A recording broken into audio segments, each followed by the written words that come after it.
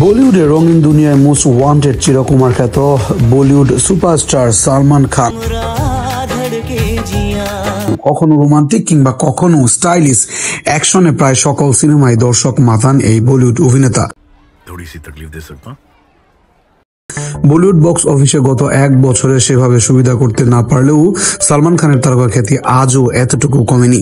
প্রেমে একাধিকবার জড়ানোর গুঞ্জন শোনা গেলেও বলিউড ভাইজান খ্যাত অভিনেতা এখনো রয়ে গেছেন অবিবাহিত। বলিউড ভাইজানের জীবনে প্রেম এসেছিল বারবার, কারো সাথে সম্পর্ক এগিয়েছে আবার কারো সাথে ভেঙে গিয়েছে। সঙ্গীতা বিজলানি, শমী আলী, ঐশ্বরিয়া রায় কিংবা ক্যাটরিনা কাইফ সব সম্পর্কই একসময় আলোচিত হয়েছে। বিচ্ছেদ প্রসঙ্গেও সালমান খান বলেন, যখন একজন আরেকজনের চেয়ে দ্রুত এগোয় তখনই সম্পর্কের ভাঙন শুরু হয়, তখনই অনিশ্চয়তায় আসে। সম্পর্ক টেকাতে হলে দুজনকে একসঙ্গে এগোতে হয়। সম্প্রতি কাজল ও টুইঙ্কল খান্নার নতুন শোতে এসে ব্যক্তি জীবনের অভিজ্ঞতা সম্পর্কে জানালেন বলিউড ভাইজান খ্যাত সালমান খান। অভিনয়ের পাশাপাশি ব্যক্তিগত জীবনের কারণে বারবার খবরের শিরোনাম হয়েছেন বলিউড জনপ্রিয় অভিনেতা সালমান খান। এবার নিজেকে ভার্জিন দাবি করে খুব শিগগিরই বাবা হতে চান জানিয়ে নতুন করে আলোচনায় এলেন বলিউড ভাইজান।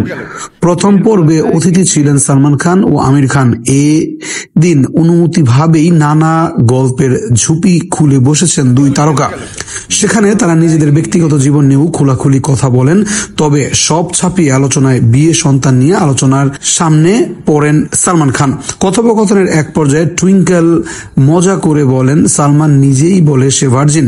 এ কথা শুনে সালমান মাথা নেড়ে সম্মতি দেন। ভারতীয় সংবাদ মাধ্যম এনডিটির এক প্রতিবেদনে বলা হয়েছে, এই প্রথম নয়, সালমান আগেও নিজেকে ভার্জিন উল্লেখ করেছেন। 2013 সালে কারণ জোহরের জনপ্রিয় অনুষ্ঠান কফি উইথ কারণের প্রথম পর্বে 47 বছর বয়সী সালমান দাবি করেছিলেন তিনি এখনো ভার্জিন। তিনি বলেছিলেন, আমার আর এখনো কোনো গার্লফ্রেন্ড ছিল না, আমি সেই মানুষটার জন্য নিজেকে বাঁচিয়ে রাখবো যাকে একদিন বিয়ে করব। তবে to match with Kajol and Twinkle অনুষ্ঠানে প্রেমিকার প্রসঙ্গে উঠতেই খানিক ভিন্ন সুরে কথা বলেন সালমান। সম্প্রতি সালমানের সাবেক প্রেমিকা ক্যাটরিনা কাইফ আত্মহত্যা হওয়ার কথা জানিয়েছেন। সে বিষয়ে প্রতিক্রিয়া না জানালেও অনুষ্ঠানে বাবা হওয়ার আকাঙ্ক্ষার কথা জানালেন সালমান।